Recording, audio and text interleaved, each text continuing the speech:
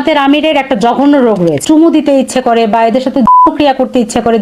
রোগটার নাম হচ্ছে পেডোফিলিয়া, অর্থাৎ বাল্যকামিতা বা শিশুকামিতা। অল্প বয়সের বাচ্চাদেরকে দেখলে বা যুবক বা তরুণদেরকে দেখলে যে একটা মানে চুমু দিতে ইচ্ছে করে বা এদের সাথে ক্রিয়া করতে ইচ্ছে করে, ক্রিয়া করার যে একটা আগ্রহ, এটাকেই বলে এই রোগের নাম। যেমন আমরা গত বছর দেখলাম যে জামাতের আমির কিন্তু ছোট ছোট বাচ্চাদেরকে, ছেলে বাচ্চাদেরকে ধরে মুখের এখানে এখানে চুমু দিচ্ছে বা বাচ্চাদের শক্ত করে ধরে রাখা, বাচ্চারা তার বাহুবন্ধন থেকে ছুটতে পারছে না, বিরক্ত বোধ করছে। এই ধরনের বেশ কিছু ভিডিও কিন্তু সামাজিক যোগাযোগ মাধ্যমে আমরা দেখেছি। আসসালামু আলাইকুম। দেখলাম তো এই নষ্টা মহিলা কি বললো। ভাই, এসব নষ্টা বস্টাদেরকে নিয়ে কথা বলা বিন্দু পরিমাণ আমার কোনো ইচ্ছে ছিল না, কিন্তু ইদানিং দেখতেছি এই চুম্বন বিষয়টা নিয়ে অনেকের নানানভাবে নানান কথা বলতেছেন।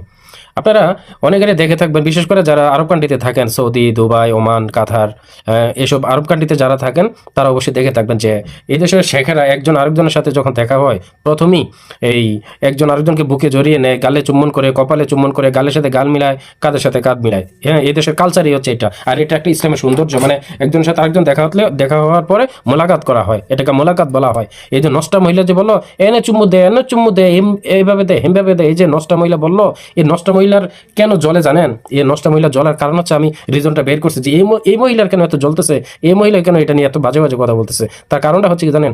সে তো একটা মহিলা, তো ডক্টর শফিকুর রহমান তিনি একজন পুরুষ। এখন এই মহিলার কথা হচ্ছে যে শফিকুর রহমান পুরুষ, সে চুম্মু দেবে একজন মহিলাকে, আমি তো মহিলা, আমাকে কেন চুম্মু দেয় না? মানে এই খাচ্চন্নি তো তার দেখতে, আপনি দেখেন তাকে দেখতে কেমন খাচ্চরের মতন লাগে।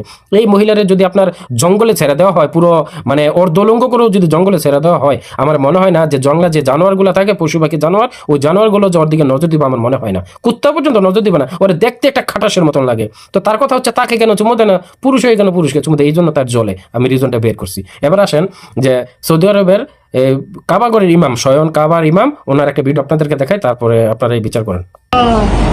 من أتنازل ما أتنازل هالمرة أرجوك يا شيخ.